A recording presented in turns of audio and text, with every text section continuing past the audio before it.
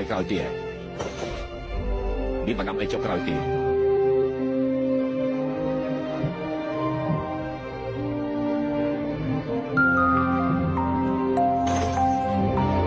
ខ្ញុំជា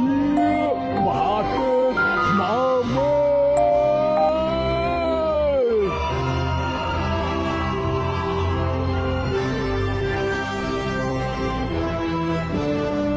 េនេះឈ្មោះលើទៅដល់ដល់ទៅមុខលោកចុះទៅ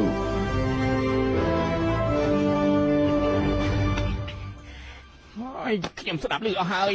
លើកនេះលោកនិយាយតែខ្លួនឯងលោកថាលោកជាមហាទេពស្មៅមេឃខ្ញុំមិនដឹងថាពួកលោកកំពុងតែសម្ដែងអីទេប៉ុន្តែអ្វីដែលខ្ញុំមិនយល់នោះគឺហេតុអីបានជាលោកចង់ឲ្យខ្ញុំស្លាប់យ៉ាងណាខ្ញុំជាមិត្តទ័ពទី2របស់សម្បុកឆ្កែដែរចាំតាមបិសាចទៅតែដូចជាពួកឯងនិយាយដូចបោះចេញចឹង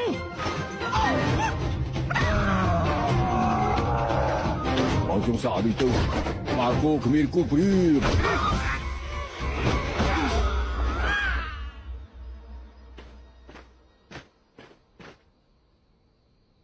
គេស្លាប់ហើយទៅគោតែស្លាប់ហើយ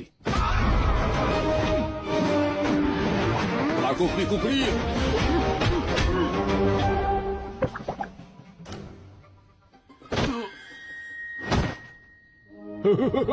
្បាលគេរឹងជាងក្បាលឯងទៀតរឹងដូចដៃថែប